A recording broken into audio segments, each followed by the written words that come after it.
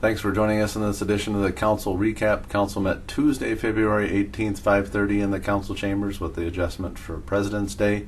First item of business was street projects, public hearings that go along with those. First one was 10th Street Northeast. This is over by Austin Builder Supply off of Oakland, and 4th Street Southwest over by Dollar General and the high school. Those two projects, $1.2 million, $140,000 of assessments on those projects. That one over by the school will begin after school closes and start in June.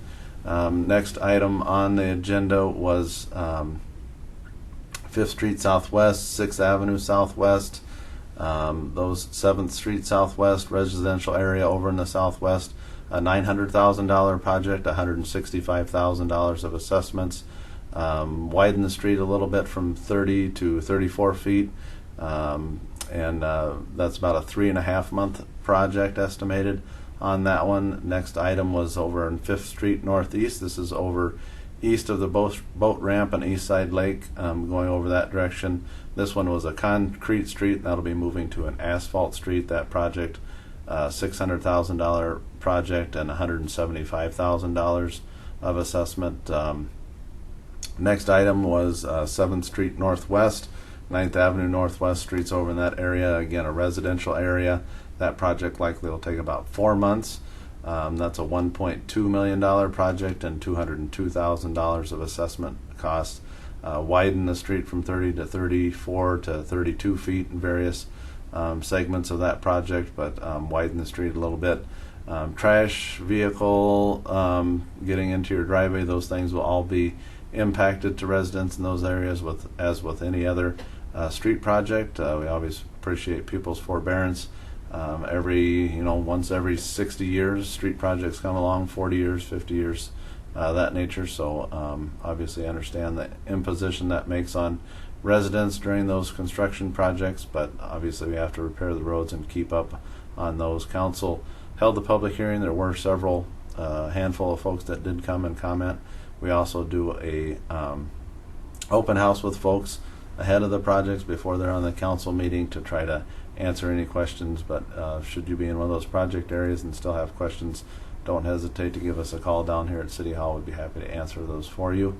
Moving on, we set the improvement project assessment public hearing for March 16th.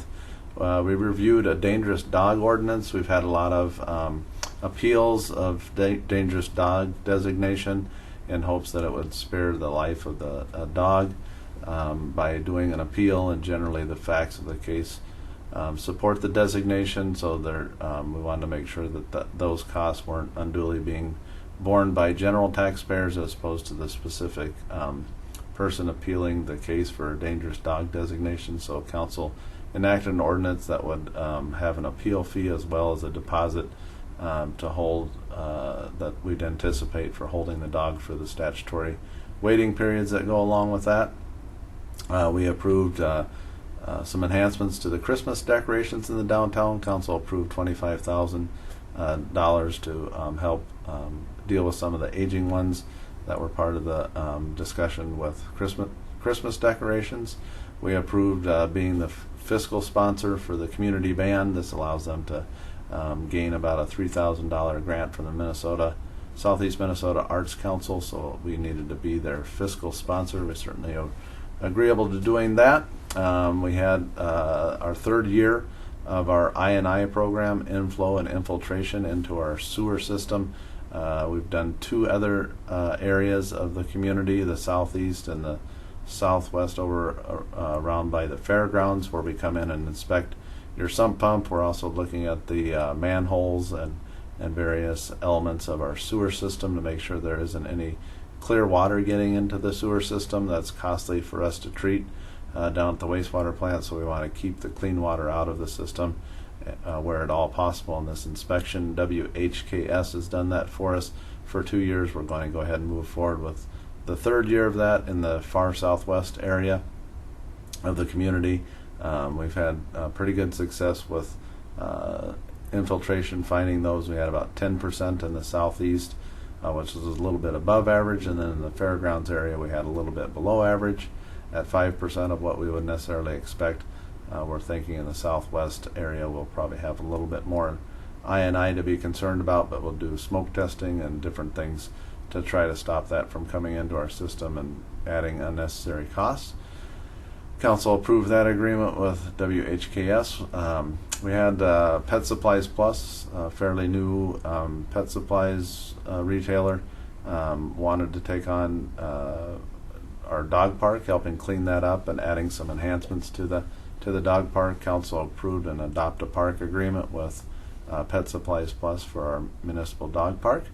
So that was nice of them to reach out and give back to the community. We had to sell some surplus property. Our current policy requires council to declare surplus property available, and so we had some skis out at the nature center that they wanted to dispose of after getting new ones. Council approved that, and so if you're interested in buying a set of skis and boots, feel free to reach out to the nature center and avail yourself of that opportunity. We appointed 2 more people to the Arts and Culture Commission, which rounded out the 9-member group.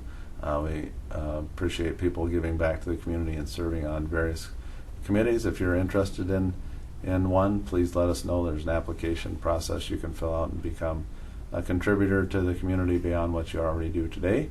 We had a rezoning request for over along I-90. Council approved that on the recommendation of the Planning Commission. We also had a joint powers agreement with the Minnesota Internet Crimes Against Children Task Force with the Austin Police Department that had lapsed in 2019.